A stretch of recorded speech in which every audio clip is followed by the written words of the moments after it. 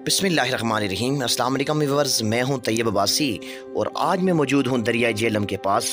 देखिए दरिया झेलम का हसीन खूबसूरत नज़ारा, पहाड़ों के साथ सर टकराता हुआ शोर करता हुआ पानी और पहाड़ों के दामन में से गुजरता हुआ सर उठाती हुई मौजें, क्या हसीन दिलकश मनाजिर पेश कर रही हैं।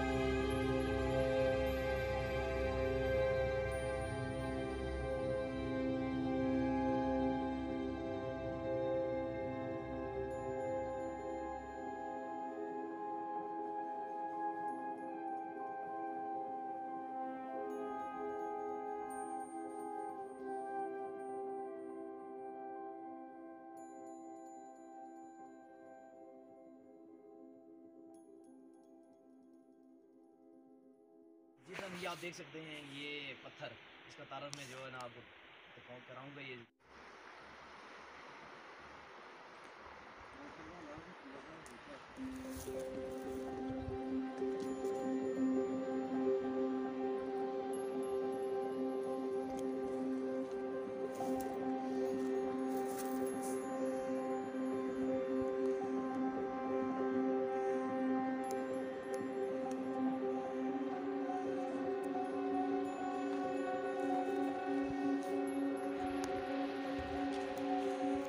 चल तू बोझे मैं वैसे बनाना था ताकि बंदा किसी देखिया लेड़ा और देखिए सी जाना चाहिए।